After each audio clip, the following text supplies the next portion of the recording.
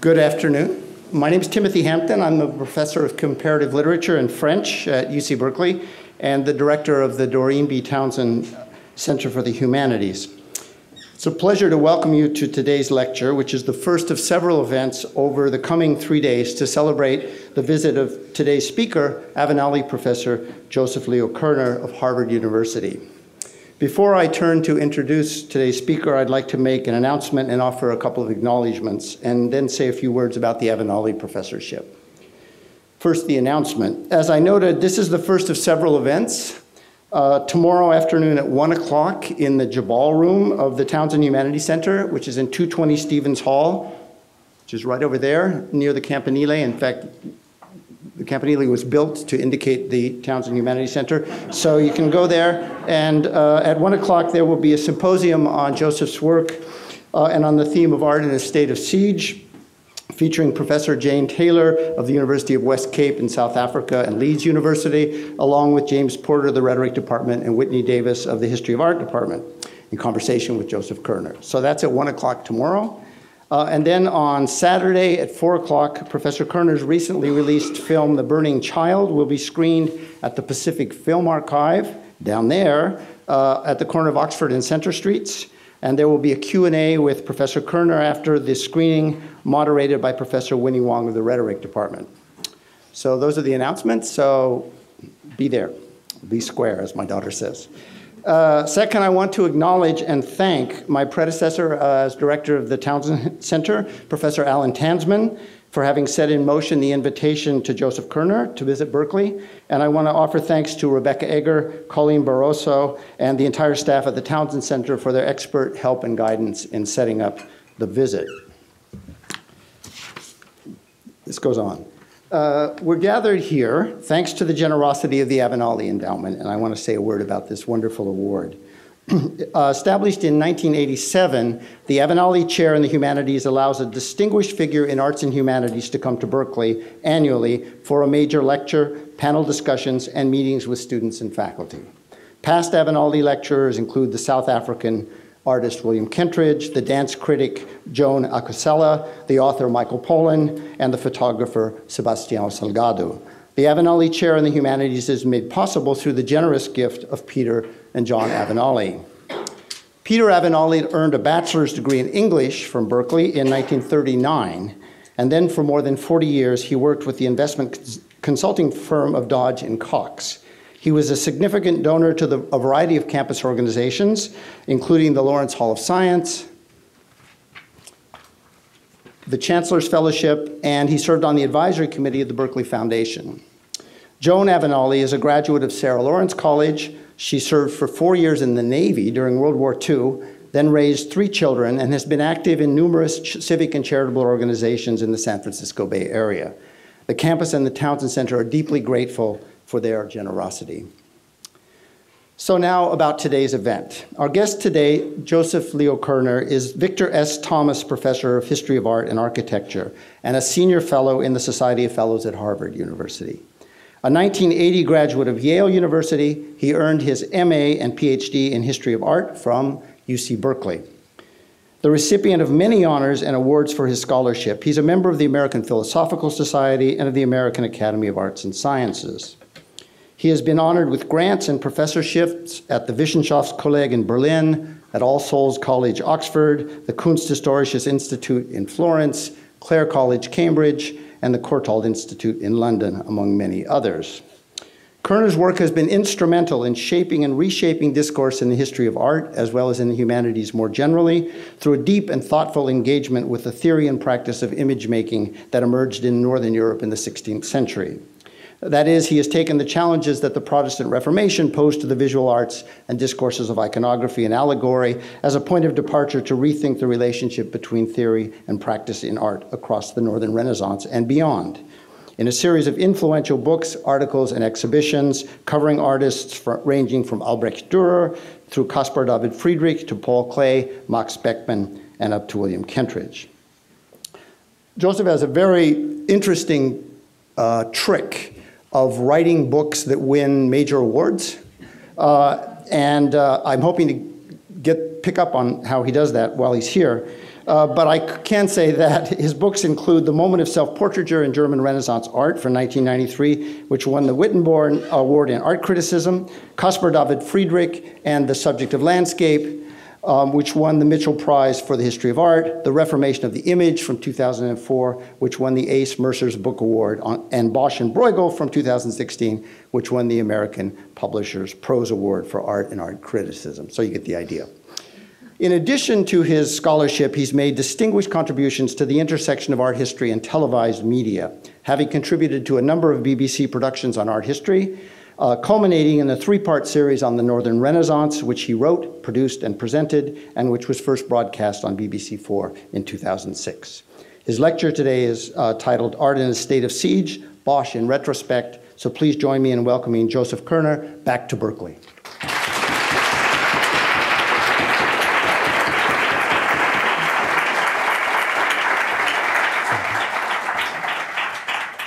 Thank you very much. It's great to be back here. I didn't recognize myself, and it's exciting. I realize it's been 30 years since I graduated, and since I got my PhD, and I'm still working on similar stuff, so there you go.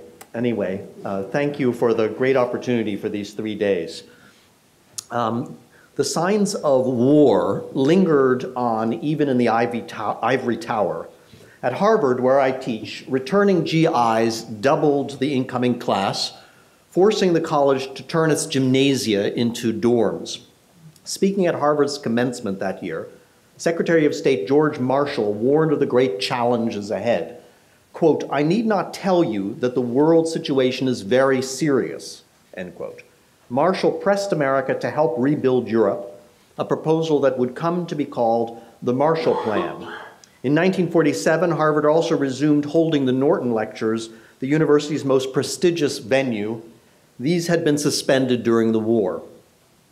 The faculty put forward a ranked list of candidates for the professorship. In place 1, the composer Francesco Malipiero was rejected due to his ties with Mussolini. Kenneth Clark was invited but declined, giving his lecture on the nude at the National Gallery instead. And Erwin Panofsky was invited and accepted, confiding to his son that the honor was like a Nobel Prize.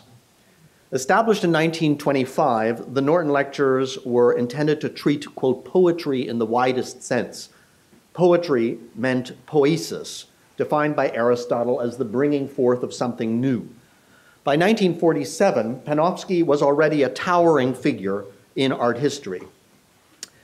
Steeped in classical learning and philosophy, he had elaborated a new method for interpreting images, one that had been inaugurated by Abbe Warburg and developed by scholars at the Warburg Institute in Hamburg.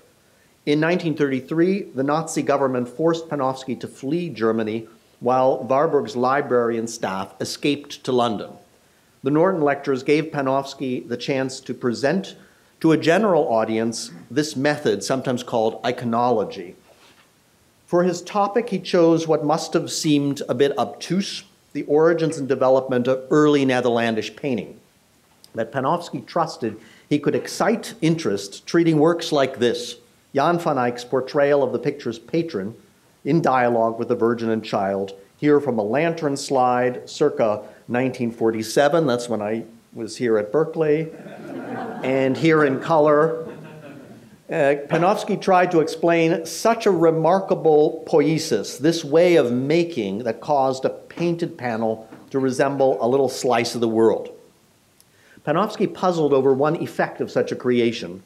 Miracles could be shown physically to occur. The Virgin's appearance in the patron's life world looks natural, like events unfolding on our side, the mundane side of the picture plane. This caused problems for symbolism. Symbols had been the lifeblood of Christian art. Now these had to be incorporated into the material fabric of the represented world. Christ's incarnation atoned for Adam and Eve's sin, so Jan van Eyck smuggled in the symbolism of that primordial event as a detail in the room's physical decor. Panofsky first found these symbols, and then he interpreted them. And they did this with dazzling results, recovering sacred meaning in ostensibly worldly things. But in the closing remark of his final lectures, he arrived at an exception, a work that seemed to have no place in the visual or textual tradition. Already at his death in 1516, 5 centuries ago, Hieronymus Bosch was famously inscrutable, the maker, in the words of an Italian traveler, of things fantastical and bizarre. This painter's masterpiece has especially eluded viewers. The dilemma it poses is fundamental. To say no consensus has been reached about what the triptych shows belies the animus that fuels the question. For one erudite, it celebrates carnal pleasures. For his esteemed colleague down the hall, it utterly damns the flesh. One recognizes a false utopia, the next an alchemical tract, a third a Jewish marriage canopy, an Aztec calendar combined. That's an interpretation. Friendship finds no toehold in this carousel of love. For Panofsky, this all had one cause. We have bored a few holes through the door of the locked room, but somehow we don't seem to have discovered the key, end quote. Hoping that some lost key would be found, Panofsky closed his Norton lectures humbly with the rhyme, "This too high for my wit, I prefer to omit." At the very moment that Panofsky declared the key to be lost, another art historian declared he'd found it. Wilhelm Fraenger had achieved renown for deciphering Peter Bruegel's proverbs. An early exponent of the art of Max Beckmann, Fraenger focused his scholarship on lost heretical communities, and he used artworks to uncover these. In the final years of the war, while Allies bombed his city to rubble, Fraenger became convinced that Bosch's painting evidenced a secret religious community that flourished in the artist's hometown under the radar of history. Through its triptych format, Bosch's painting resembles a Christian altarpiece. But scholars struggled to understand how this could be the case, given the wanton display of nudity. Fraenger's solution was simple. The work was an altarpiece, just not a Christian one.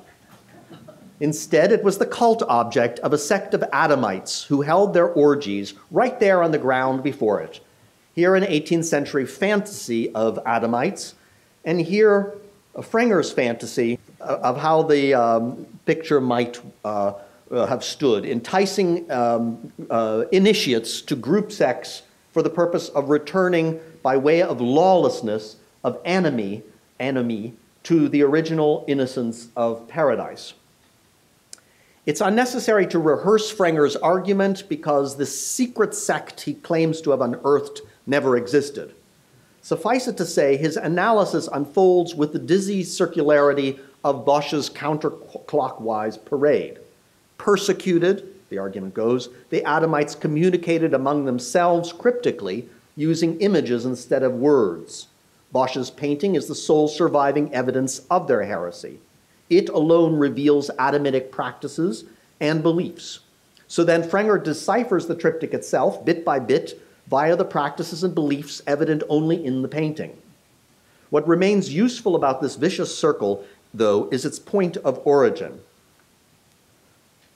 Fraenger began by trying to look at the image objectively, unbiased by assumptions about medieval people as terrified moralists. Fraenger noted that the fall hadn't yet occurred in Bosch's Eden, and he insisted that the vexing central panel unfolds sequentially from the innocent scene in Eden, and that for all its nudity, the central panel features nothing overtly sinful. Quote, "The visual evidence indicates no moralistic intention at all," end quote. With the image as his sole guide, Fraenger's eureka arrives immediately. The triptych affirms what it shows. Just as Christian altarpieces dedicated to the Virgin honor her purity, so too this Adamitic triptych honors unbridled copulation. Redemption remains the painter's lofty goal, but the path there is unorthodox.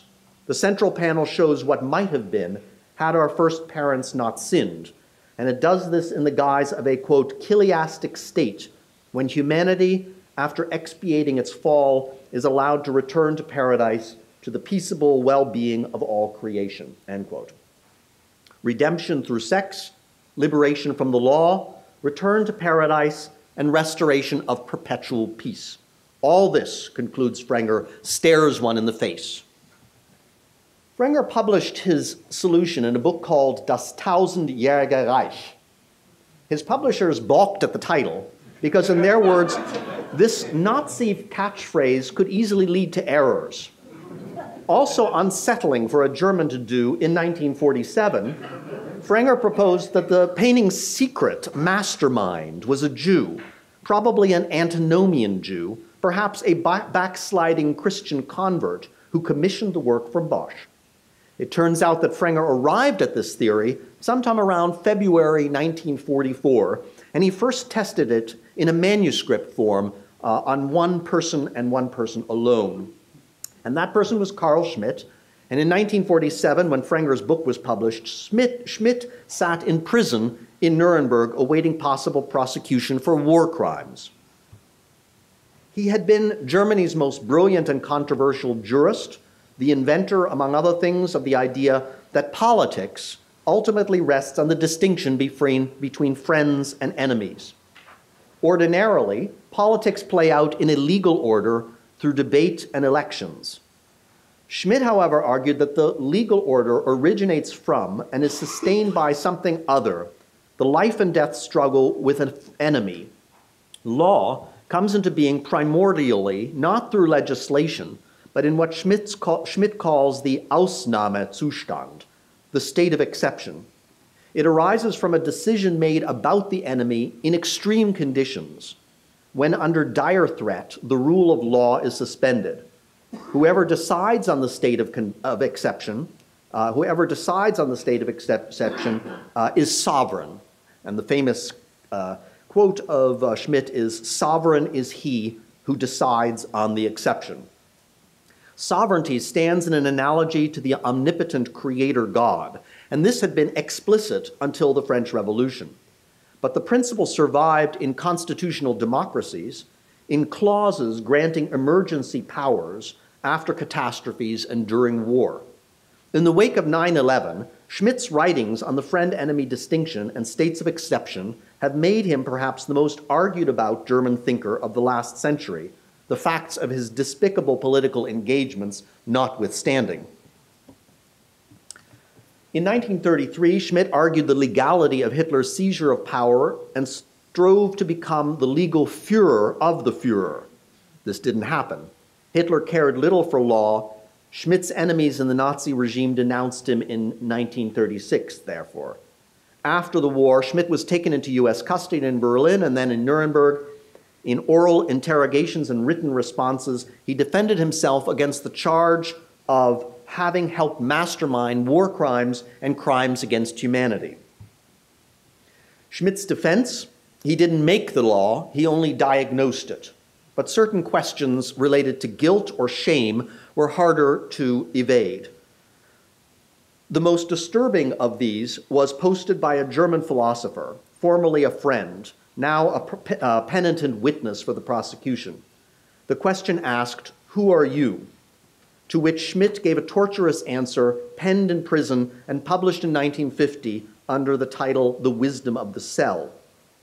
Feeling naked before his captors, for whom he might be an absolute enemy, a criminal against humanity, Schmitt returned to the resources of his thought. He translated the invasive query, "Who are you?" into a Schmittian a priori, "Who is my enemy?" To which the authoritarian jurist replied, "Ego is the enemy. It seeks a new paradise in and through itself." And it's here that Bosch's masterpiece rose up as the figure of the implacable foe. Quote, "This is the real yearning of the egomaniac. This, the new paradise, this nature and natural law, the suspension of self-alienation and self-externalization in a problem-free corporeality, the atomic pleasures of the garden of delights, which Hieronymus Bosch set down in white nakedness upon a panel." The image that haunts Schmitt is Fraenger's Bosch, the crypto-Jewish champion of carnal bliss. In 1946, Fraenger had sent Schmitt a typescript of Das Tausendjährige Reich. On the eve of his detainment, Schmitt was still sending Fraenger corrections. It's likely he brought Fraenger's text with him to prison. But the book's findings were already known to Schmitt because Fraenger had outlined them in 1944 in 2 long personal letters to Schmitt. Schmitt himself was obsessed with theories of the restrainer, in Greek the katakon of the Antichrist, mentioned cryptically in 2 Thessalonians. So Fraenger initially wrote to Schmitt because of their mutual fascination with heresy.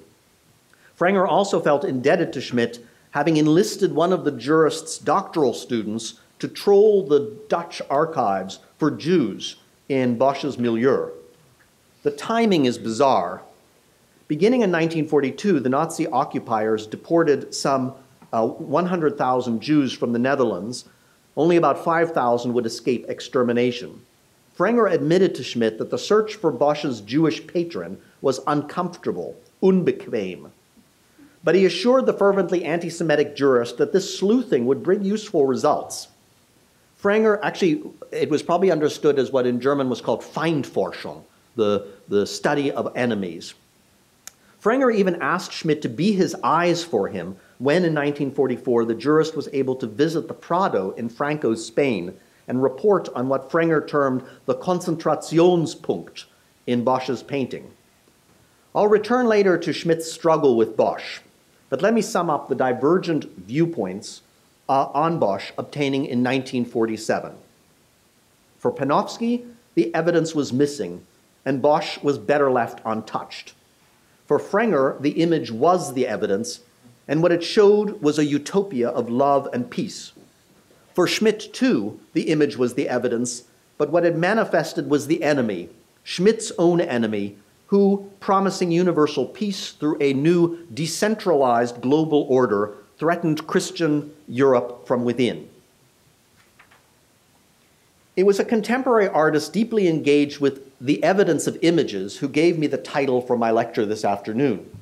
William Kentridge, who was also an Avenali professor, I learned, used the phrase art in a state of siege to express his situation as an artist working in South Africa under apartheid law. The pictures I love, stated Kentridge in a lecture of 1986, they're not for me. The great Impressionists and Post-Impressionists' works are those which give me the greatest pleasure, immediate pleasure in the sense of well-being in the world. They're visions of an achieved paradise. This state of grace is inadmissible to me, end quote. This expulsion follows from a wicked legal system. Quote, lyricism seems to need a certain clear conscience, and here, more than most any other places, one's nose is rubbed in compromise every day. Also closed off to Kentridge is another utopia exemplified by Tatlin's monument to the Third International, not the proposed Colossus, but the wood and wire model with its makers clamoring around it. Quote, such hope, particularly here and now, seems impossible. The failure of those hopes and ideals, their betrayals, are too powerful and too numerous. I can't paint pictures of a future like that and believe in the pictures.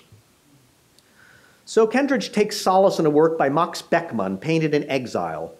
Beckmann had fled Germany in 1937 on the day before the opening of the Degenerate art exhibition, where Beckmann's paintings were hung as enemy artifacts.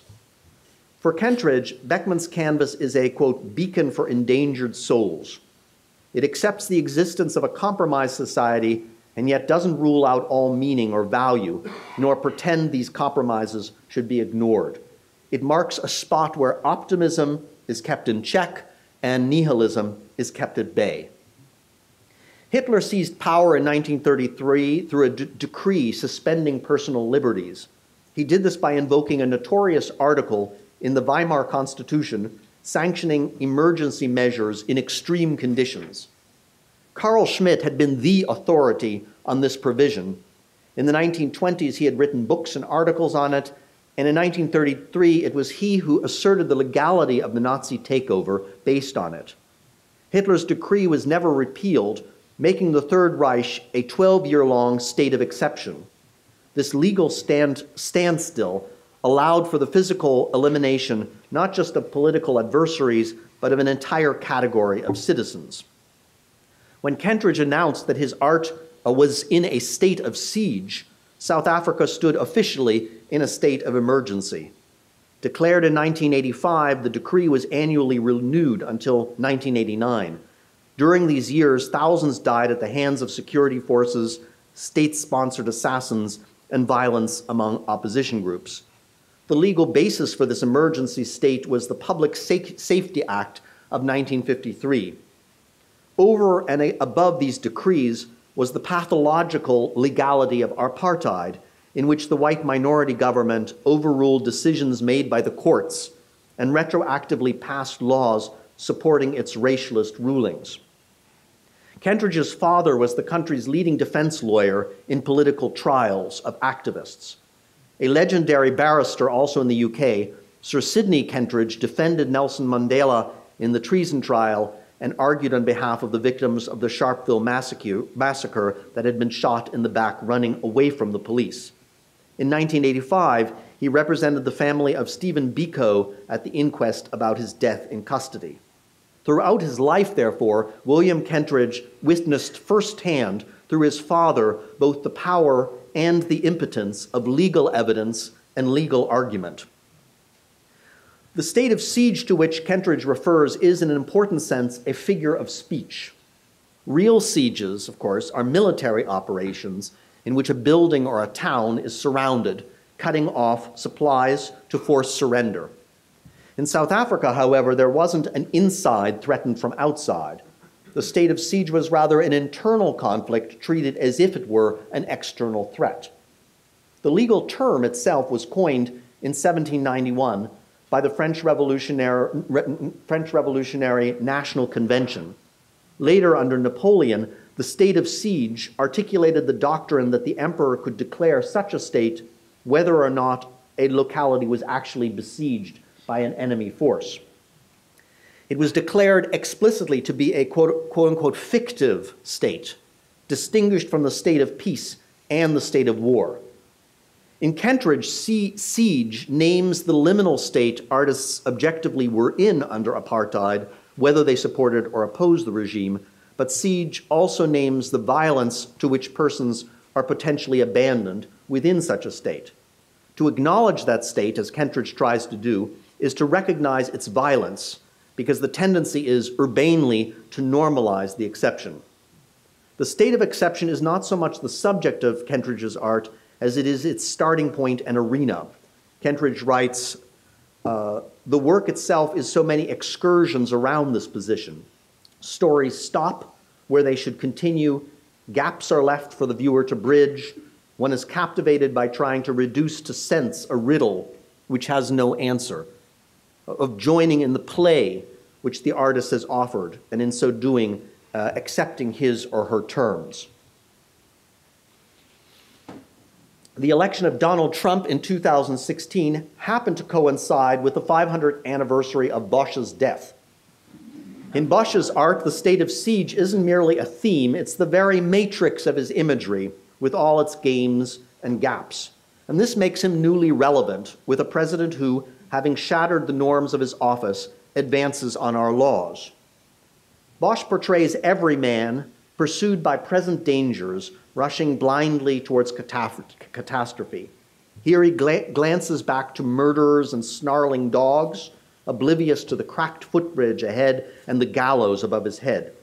And these perils are nothing compared to the end glimpsed when the panels swing open to reveal humanity on its way on a one-way street to hell. Bosch shows everyone in emergency conditions. He paints Christ haunted at birth by Antichrist, mobbed at death by tormentors, and engulfed in the here and now of liturgy by unbelievers and heretics. The Christian saints practice their piety in a state of siege. St. Anthony went into the desert to seek solitude, but found there an army of demons who besieged him, infiltrating the idolatrous ruin where he prays. In the distance, a town with windmills like the ones where Bosch lived has fallen to hostile forces. Turbaned troops with siege ladders swarm the towers. Their flag, with the crescent moon of Islam, flies on the ramparts. Hell is a ruined city with its denizens enslaved. Bosch saw siege at close range. His town stood on the front line of a bloody war between the Habsburgs and the Duchy of Helders. During one of his military campaigns, Emperor Maximilian lodged his wife Bianca Sforza in the house right next door to Bosch, while imperial troops torched enemy villages just across the river. Bosch didn't invent the siege mentality. He was just better at it than anyone else at capturing what his public felt prevailed. On a metaphysical level, there was the old enemy, Satan, whose rebellion in heaven God crushed. Here at the far left of this triptych, Bosch's version, with the rebel angels falling like poisoned insects from the sky. On a geopolitical level, the enemies could be absolute foes like the Tartars, Mamluks, and Turks. Closer to home were the Jews. Purported Christ killers, host desecrators, and child murderers, they remained perpetual enemies whose nefarious crimes artists fictively imagined. Here, Dürer's anti-Jewish frontispiece to his woodcut large passion. In war and hard times, floods of refugees begged their way through Europe. In the Netherlands, these itinerants were believed to constitute a menacing order with arcane rules, symbols, and rituals. Operating through deception, they were hell-bent on ruining honest townsfolk. An early edition of the Book of Vagabonds includes a glossary of the rogue's cryptolect, or cant. A specialist in hostile imagery, Bosch may have drawn inspiration from nefarious signs like these arsonists' marks. Illegible to their victims, they carried messages to their perpetrators telling which home to torch and when and how. Experts in enemies, artists played with the possibility that they themselves were hostile agents. Bosch took his name from his hometown of 's-Hertogenbosch, which means the Duke's Wood. But this vivid name also marks the artist as wild and obscure, like a forest. In this drawing, as in the triptych, Bosch casts himself as an infernal tree man. Such self-portraits puzzle historians who expect artists to celebrate themselves. Common in the period, though, they belong to a sense of siege. For in this state, the self is under attack not only by hostile outsiders, but more dangerously from within. Ego is the enemy. This was one of Bosch's messages when he gave his topsy-turvy painting of the 7 deadly sins the shape of a colossal eye, with Christ looking out at us from the pupil. The warning label states, "Beware, beware, God sees," and it's directed at you who are observing the painting and observed by the painting. Hatred contaminates. The aversion Bosch's images depict corrupts how they act on us and how we react to them. Uncertain whether they're for us or against us, we turn against each other. Bosch's art is built to act like a time bomb set to detonate in any here and now. The explosions I've described thus far are but some episodes in a larger story of the triptych's afterlife.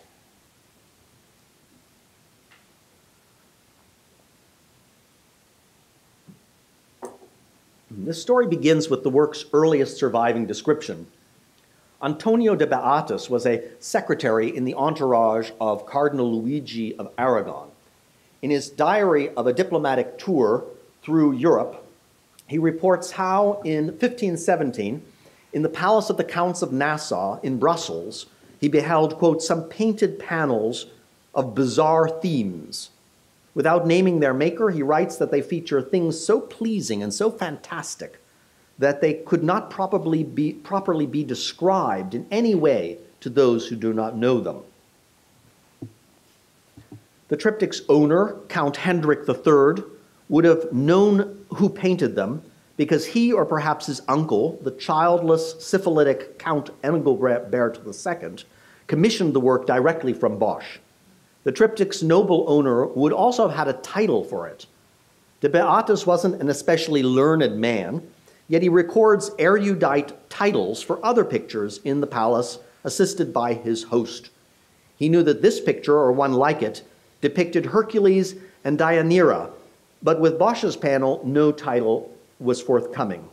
Perhaps the Count relished the confusion caused in his guests. De Beatus reports that the palace featured trompe-l'oeil exit doors that trapped visitors inside and allowed them secretly to be watched. It boasted a giant bed where the count, enamored of cruel sports, tossed guests after making them blind drunk. Perhaps when visitors passed Bosch's ensemble, the drab outer panels were theatrically opened to gasps of amazement, then shut again without a word. Perhaps the count scrutinized his visitors on their response, observing whether they smiled or frowned, or whether they recognized the activity or were suitably baffled. Amazement would have been the safest reaction, for Bosch's patrons were dangerous men, accustomed to the arbitrary exercise of violence. Engelbert's father had led the infamous siege of Denon. He razed the town to the ground and slaughtered every man, woman, and child. And Engelbert himself led troops against France, Lorraine, and the Swiss, and laid siege to rebellious cities of Flanders, including Bruges in 1490, where he decapitated the entire delegation that sued for peace. In any case, the first documented viewer of Bosch's triptych neither named the work nor identified its subject. Instead, he treated it to the silence proper to anomalies, wonders, and exceptions. Object of unspeakable delight, these panels inflamed an overwhelming desire to own them. Several early copies survive, including a massive tapestry version, exquisitely woven of silver, gold, and silk. It belongs to the bloodiest chapter in the triptych's strange provenance. In 1567, the Duke of Alba led an army of Spaniards to crush heresy in the Netherlands. Imposing a state of emergency, one of the most famous ones in the history of Europe, he established an inquisitorial tribunal that killed thousands. But Alba had another obsession. He lusted after Bosch's triptych. Old enmities may have fueled his desire. Preordained to marry a wealthy and beautiful Spanish noblewoman, Alba was denied her by Charles V, who feared Alba's growing power. Charles gave the bride instead to Count Henry of Nassau, owner of the triptych at the time when it was glimpsed in 1517. By 1567, the work had passed to William of Orange, leader of the Protestants and Alba's sworn foe. Documents show that Alba borrowed a large tapestry copy of the work, which he contemplated, quote, at his pleasure, and from which he planned to have his own copy made. But Alba also sought to seize the original triptych, and he initiated legal proceedings against William to do so. Alba's henchmen inventoried the work as a large painting by Hieronymus Bosch and said that it hung in the great gallery of the Count of Nassau. The work had arrived into Alba's hands only after William's concierge revealed its hiding place after months of torture. Quote, "They broke or dislocated every single limb of his body," an anonymous memoir reports. "He had no nails left on his hands or feet.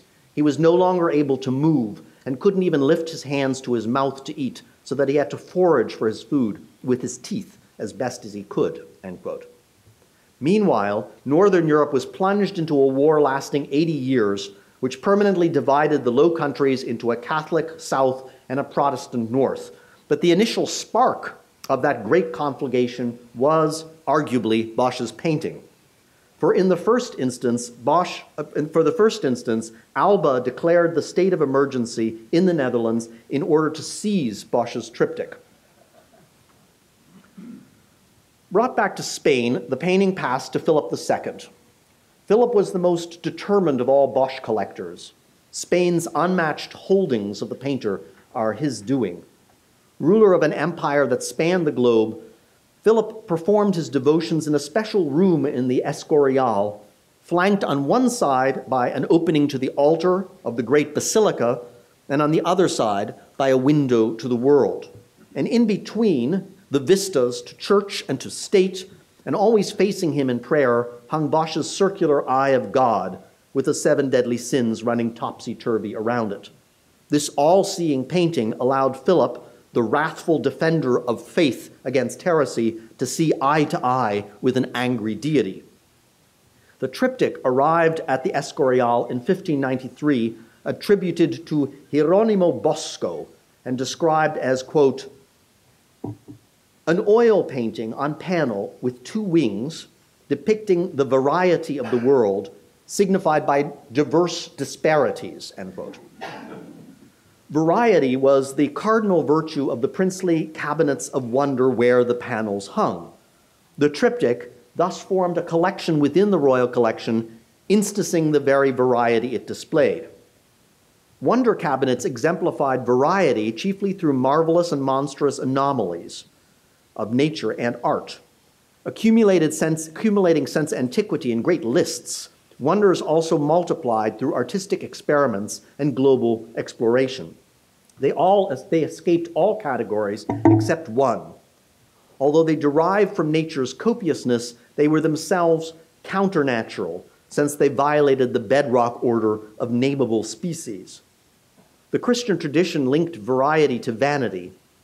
Contrasting to God's oneness, variety led to curiosity, and curiosity led to sin. In the 1593 shipment inventory, the scribbled word that scholars usually read as variedad, variety or diversity, might instead be construed as vanidad, vanity, and this would make the moral gloss explicit. But whether it was thought to depict variety or vanity doesn't much matter, since the inventory signals a negative connotation in the nickname it gives the ensemble. They call it the madroña. The madrona, or strawberry tree, is an evergreen with fruits resembling strawberries. The fruit's bad taste allowed Pliny to derive the plant's name, Arbutus unedo, from the phrase unum edo, I eat only one. Birds relish these fruits, however, as do bears. The ancient emblem of Madrid features a bear pawing the madrona berry. Bosch scholars routinely mistranslated madroño as strawberry, although, to be sure, strawberries also appear in the panels. Philip's librarian at El Escorial explained the title roughly as follows: just as the madroño's enticing berries leave no flavor behind, so the fleshly pleasures shown in Bosch's triptych are fleeting. Vain, they're damnable, as the hell panel shows. Neither the title nor the learned gloss, however, stuck. Over the centuries, Bosch's work fell into oblivion due to changing tastes and the panel's poor condition. Rehabilitation began in 1889 through Carlo Justi's survey of Bosch in the Spanish collections. There we read of the strangest and most obscure of Bosch's creations, a picture for which not even a proper name has been found, end quote. But Justi goes on to call the picture the Lustgarten, pleasure palace, or palace of, pleasure garden, or garden of delights, and it is by one or another of this provisional name that the work still goes. From Justi forward, the reception history of the work is dense and well documented. Hundreds of books and articles have appeared claiming to solve the triptych's enigmas. I've marched in the same parade myself. It's the way back that frustrates, because before 1517, when Beatus saw it in Brussels, the trail goes cold. The 5th centenary of Bosch's death invited us to consider this closure. The document evidencing his burial on August 9th, 1516, tells much about the artist. He's named as Hieronymus von Aachen, and this indicates that his forebearers, most of them painters resident in 's-Hertogenbosch for 3 generations, originally hailed from the imperial city of Aachen. Bosch was Hieronymus's chosen alias. Present in documents and as signatures on several paintings, it advertised his identity to the world beyond the town of Den Bosch. The details of the artist's burial are contained in the invoice of the Brotherhood of Our Dear Lady of 's-Hertogenbosch. Bosch was a sworn member of that organization, an international confraternity of nobles and notables. It boasted a regular membership of 10,000, but an elite of 60 or so sworn members like Bosch himself. This association furnished Bosch with his illustrious patronage, which included Margaret of Austria, Philip the Fair, and indeed the Counts of Nassau. The document records that all costs were assumed by friends, meaning his confraternity brothers. These friends paid more than what was spent, an interesting testimony of their affection for art history's master of enmity. There exist a number of other documents attesting to Bosch, to his family and friends. Unfortunately, none bear on the triptych's great question, which I would simply state as follows. Are the pleasures shown in the central panel free of painful consequences, or are they sins and have hell as their reward? Or more simply put, is the painting our enemy or our friend? I've been asking this question to myself for more than 20 years, and Bosch's revelers still pursue their pleasures on the grassy plain. Chaotic at the edges, their activities form a circle round the center, as if what drives them also binds them by some gravitational force. Time's arrow seems to bend until, bent into a circle, it can't escape. From this endless here and now, there in the Palace of Nassau, at the work's unveiling, here in Doe Library, Bosch directs a host of eyes towards us. An array of glances cast at us by the nudists, along with the outward gaze of God, focuses the image individually on us. There's another thing that keeps these revels contemporary. Nothing in that world, neither the tents nor the towers, not the playthings, nothing, bears a trace of human making. Whatever looks to be a tool, a dwelling, or a costume, everything that could count as culture turns out to be a natural formation. Even the edibles are raw, not cooked. This confounds historians. Bosch gives us nothing to date. He seems to have recognized that a single artifact, one bit of apparel, would have looked stylistically of the artist's time rather than of our own. He therefore causes us to dig about like an archaeologist in empty sand, unable to fix the action, and with it the painting itself in some context, story, or history. Granted, time is present at the edges. The triptych's outer shutters portray the world in day 3 of its creation, when God separated land from sea and caused the land to produce self-seeding plants, and these outer panels then open to the next beginning, now occurring on earth in Eden. It's an event never before imagined by a work of art. Not yet the marriage of Adam and Eve, when God joins them hand in hand. Not yet even their meeting, when they rush towards each other in mutual attraction. This moment is the nanosecond after Eve's creation, from Adam's rib, when Adam opens his eyes from sleep and first beholds his mate. A fleeting instant, the Augenblick, is momentous nonetheless. Divine creation now stands complete, and natural procreation takes over. Plants, animals, and humans must seed themselves according to their kind. Here begins the story the Bible tells of trespass and expulsion, and afterwards of human history. Bosch urges us to think this way, to read the scene in the context of a history. Again, using the mobile structure of the triptych, he casts the outer panels as Act 1, implying that the inner ones are the acts that follow. And in the right panel of that open state, he displays the story's grim conclusion. The scenes of hell, at the far right, make it very hard not to read the triptych as showing left to right a beginning, middle, and a terrible end. With paradise to the left and hell to the right, the picture also suggests a last judgment. And here's how Bosch imagined that event in a triptych now in Vienna. Instead of the traditional gates of heavenly paradise on the left, Bosch portrays the earthly paradise of Eden, thus collapsing the whole of human history into one terrible moment of divine decision.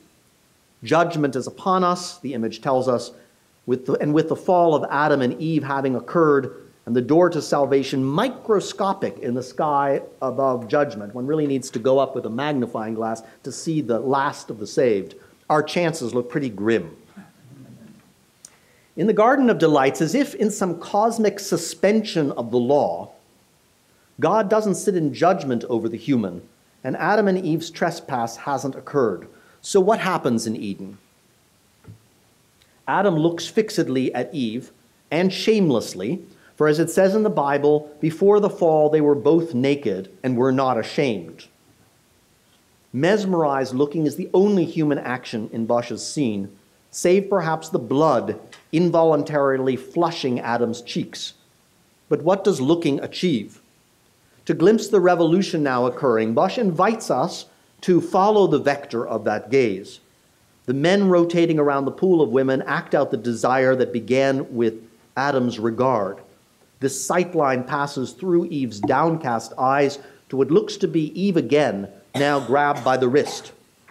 The couple in the pod enact a next step before the visual vector reaches the counterclockwise circle. The circle waylays time's arrow and captures our gaze just as Adam's eye was trapped by Eve. Note how Bosch highlights her blonde tresses with lines of gold paint so that the fascination the image portrays gets repeated in the fascination the image also causes. And as in the beginning, so at the end, the vector of sight terminates in a vortex. The tree man, Bosch's oblique self-portrait, looks rearward over his ruined body and via the pleasures that ruined him back to Adam, whose facial features he shares. Between Adam's forward gaze and the tree man's retrospective gaze, a story unfolds. Beginning before the fall, in the vitality of created nature, human desire traverses a humanity dehumanized by lust and burning itself out in hell. But is this idea of primal corruption doctrinally admissible? St. Augustine held that before the fall, which is where we are, Adam controlled his procreative power. At stake was the deepest human question: where does evil come from? Blaming the fall on something not in Adam's command, his body, his nature, would grant evil independent powers, and this contradicted God's omnipotence. What is the origin of our evil? Asks Augustine, and answers, quote, pride is the beginning of sin, end quote. Eve loved herself, he argues, asserting her rights and manipulating Adam's infatuation with her. And Adam, loving his own appetite for Eve, preferred it to the whole of God's creation and turned selfward too. In the Hell panel, Bosch visualizes this idea. He builds his personification of pride or superbia out of parts of Adam and Eve as he depicts them in Eden. Here's a labeled personification of superbia down there in another work by Hieronymus Bosch. And here she is in the triptych, seated like Adam, but with Eve's features. But in the garden, hell seems to break out before our parents could have even had time to become prideful. That's the question. Bosch's German contemporary Hans Baldung Green explored the timeless history of evil. Adam clasps the apple while clutching Eve's breasts. Collapsing the lapse of humanity and sexual desire, Baldung makes it impossible to say which came first. Adam eats the apple because he lusts after Eve, and he lusts after Eve because he ate the apple. Impossibly compacted, the history of sin has no history. Twisting Eve's body and gaze to the picture's viewer, Baldung expects him, an audience implied to be male audience, he expects him to be aroused by Eve and to fall with Adam. The world's first catastrophe happens in the picture's present tense. And by the way, I began my graduate years at Berkeley puzzling about this particular woodcut. Bosch likewise collapses evil's origins into the now of our experience of the painting, but Bosch rolls the clock back several steps to a moment before the fall when the only action was that of looking. That, of course, is the action in which we are presently engaged. In the moment shared between Adam and ourselves, we're asked to decide, on the basis of evidence alone, whether we are for the image or against it. The picture tells us, however, that we don't decide. We've been decided on from the instant Adam set eyes on Eve. The picture puts us at its center. And at first, This order seems to belong to the world that Bosch puts on display. But this isn't the case. Fountain, pool, and parade align along the picture's central vertical axis, and the four surrounding formations, despite their wildly capricious shapes, flank perfectly that center. Their symmetry receives support from outside, from the ensemble's triptych framework. Yet, on closer inspection, nothing is ordered within the painted world. The tips of those distant towers look aligned, but they are in fact protean, consisting of fragile pinnacles, shimmering foliage, and birds in flight. Theirs is an order located in the beholder, an order at one with the tunnel vision of desire that trapped Adam and that traps me now. The brilliant colors of the central panel, completely unusual, really unique in the history of early Netherlandish painting, causes us to behold the world as if through idolatrous eyes. Fraenger's thesis that the triptych served an orgiastic cult, thus derived from evidence planted, perhaps deliberately, in the work. The triptych does indeed resemble a sacred object. It does so because Bosch built it that way. He built it to look like the idol of an unspeakable cult. The false hypothesis of a secret heresy reveals something true and terrifying. The painting's target was never some foreign or forgotten other. Its target group has always been us, whenever and whoever we are. Painter of enemies, Bosch shows what it looks like to see through enemy eyes.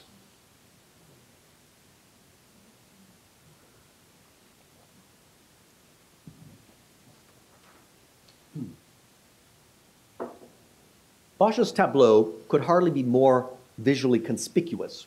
Its brightly colored spectacle coalesces in a vortex that holds the viewer in its thrall.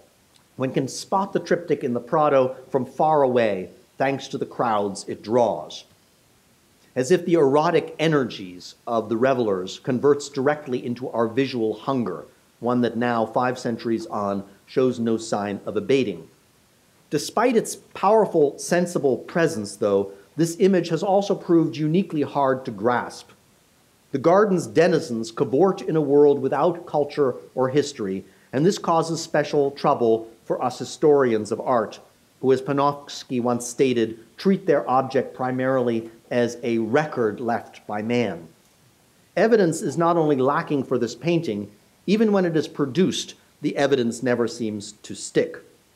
In Kentridge's words, stories stop where they should continue, gaps are left for the viewer to bridge. Fraenger looked for Adamites, and Adamites are what he found. Carl Schmitt's response was shaped by Fraenger, and he saw Adamites too, although he grasped them differently, not as peaceable friends, but as dangerous enemies. To the eyes of the authoritarian jurist, nothing was as loathsome and perilous as the idea that, unfettered by law, people make love, not war. This was the corollary of the modern secular doctrine that everything in the world is entirely a human affair. For Schmitt, this was liberal democracy in its apocalyptic extreme. The state of the spirit, wrote Schmitt of Bosch's Revelers in a note from 1948, is more gruesome than the state of nature in Hobbes. In Schmitt's mind, assimilated Jews were the preachers of this idea, wearing, quote, masks of demonic enigmaticness, end quote. They promised world peace, thus tempting Christians to deny inborn corruption and thus deny God. In another text from 1948, Schmitt compares his nemesis, Hans Kelsen, along with the other framers of Germany's post-war legal order. He compares them to, quote, the little helper demons in the hells of Hieronymus Bosch, who build public law on an abyss. Behind their dangerous sermons lay Satan, who whispered in Eden and whispers still, there are no enemies. The uncanny feature, and it really is a puzzle, of Bosch's prison epiphany is that he, of all people, should have got Bosch right. In December 1933, 9 months after Hitler assumed total power in Germany, the novelist and decorated war hero, Ernst Jünger, wrote Schmitt to congratulate him on the new edition of his book, The Concept of the Political. Noting that modern thought had concealed the true nature of an enemy, Junger observed that to glimpse that truth, as Schmitt alone had done among moderns, one needs to look back to the art of Bosch.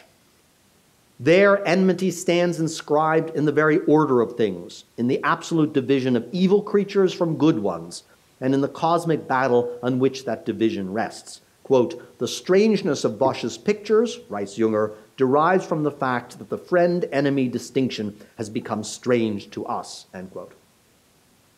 As a soldier in World War I, Junger had been an enthusiast of total war, and in the 1930s, shaped what he himself termed he shaped what he termed a gripping spectacle of war in its pure gestalt. In his eyes, Schmitt and Bosch were the two unequaled portraitists of the enemy.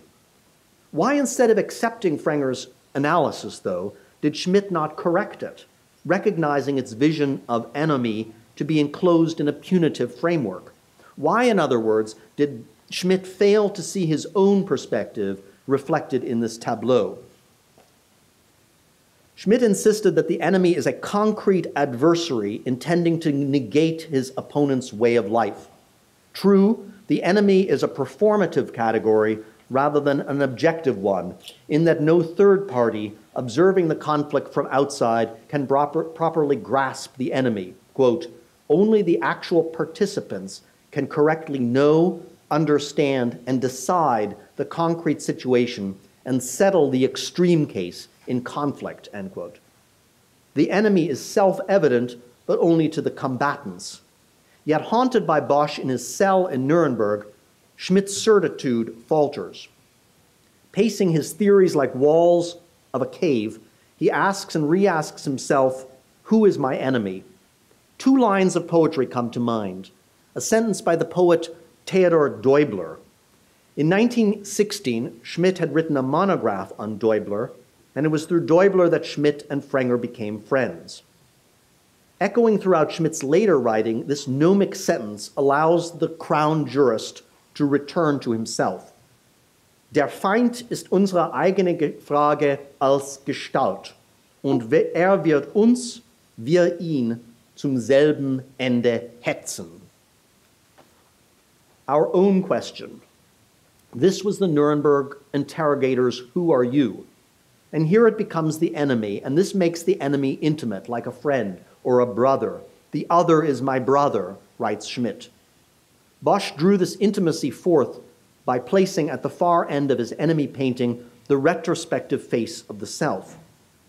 Figure, or Gestalt in Deubler's German, comes somewhat close to what Christian theology terms figura, something concrete and historical that, through a likeness, reveals something else that's concrete and historical.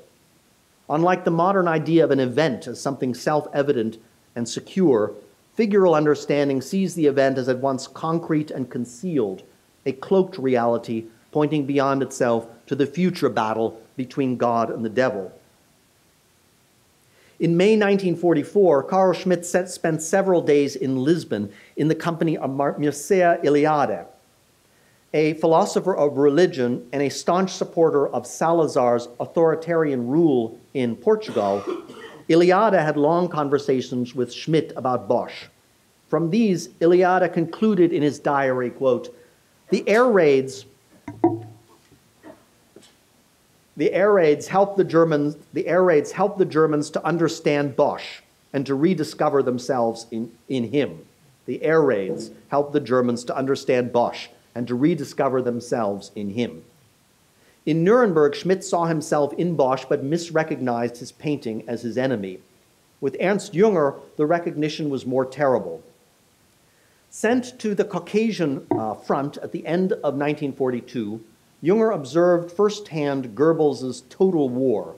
Quote, there are boundaries set for sight, Junger observed, trying to look away. Unbeknownst to him, Soviet forces had surrounded Germany's 6th Army that had laid siege to Stalingrad. The climax of Junger's own crisis occurred on Christmas Eve, as Junger stood dangling midair in a goods cable lift above a deep ravine. While loudspeakers blasted Silent Night, Junger looked down from his precarious perch onto scenes of unspeakable crimes. Then, like a veil over the unacceptable, there arises the image. From an opening in the ruined tower, an officer yelled at the soldiers manning the heavy artillery. As in Bosch, people peek out of empty eggs and strange machinery. In the state of siege, Bosch's nameless masterpiece passes into everyday life. Its enmities become familiar, its riddles the norm. Quote, "I saw things that cross into the zoological," writes Junger, acclaimed for his unfaltering eye, unable just this once to describe the terrible view. 5 centuries ago, Bosch painted the tree man's eyes so that they seem to look past us in reverse of time's arrow, back to the scene that fascinates us still. It's a remarkable image.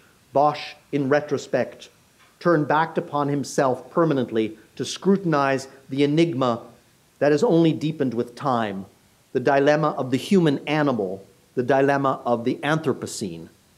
Thank you.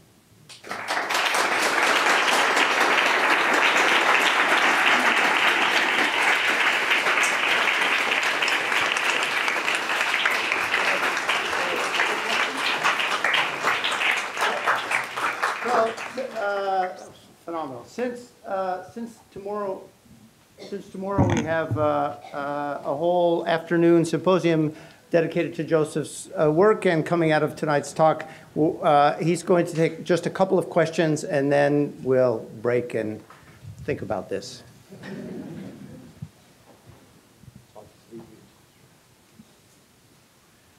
Everything solved? Yes. You used the word enigma twice? Yes. That was my question. What if, actually it's going to turn up, but what if it turns out that this is sort of like the enigma code, which people thought was not soluble, and it turns out that the English have figured it out, and they have this thing called ultra, then they keep secret the fact that they figured it out. So the reason I say that is that the subject is the the triptych is from 1528-29. The center panel is on the occasion of Henry VIII's divorce. I think I told you that like 20 years ago, 15 years ago. More precisely, it's about Henry VIII having been denied a divorce after the sack of Rome. Right. He doesn't get it. We So disagree outside, on that dating. Right, I know we do. So on the outside panels, it turns out that you have Henry VIII deciding he's not married anyway. Right. And so Thomas More doesn't go along with that. Well, I would say that this debate is the kind of thing which nefariously Bosch's picture brings us to, which is a radical disagreement, which we could spend a lot of time talking about. The problem is there are people that are better at that. And the outside panels is pretty recognizable. Hans Belting doesn't really explain it, but he spends half his book on it. Vandenbroek's new book, which is in the mail, I haven't seen it. I just read about it on Google or something the other day. But it does look like Thomas More's Utopia, which, I mean, this is the point of my question, which is it gets back to this connection to World War II. We have an aerial view of England at night, like the Battle of Britain. So the question is whether the Germans start to lose interest somehow. I forget when did they stop bombing England and they started invading Russia, but somewhere in the middle there. And it's before Schmitt, and it's before, but Baldass is working on his book. So maybe Baldass is actually more interesting because the Garden of Earthly Delights is kind of fascinating if you want to bomb England off the map, kind of. But there's no other connection So to in short, reality. I disagree with your dating of the picture to be painted after Bosch's death, but I do agree that it's very fascinating the degree to which, quite remarkably, right around the end of the war, 43, 44, there's a host of Germans beginning to worry about Bosch as a kind of symbol or thought figure for for their own situation. And particularly, they were quite interested in the matter of whether, of what the nature of salvation history would be. But of course, in retrospect, it's the giant, I think, awareness of a massive defeat and of the question of who's guilty. So, yes? Yeah. Thank you for a wonderful talk. Thank you. Given your interest in the historiography of this painting in light of 20th century conflicts, which I don't obviously know much about, I was wondering if you could say a little bit about, if you know anything about its intellectual reception in Francoist Spain, given the impressive Spanish holdings. Do we see any interesting ripple effects there? Right. I don't know of any.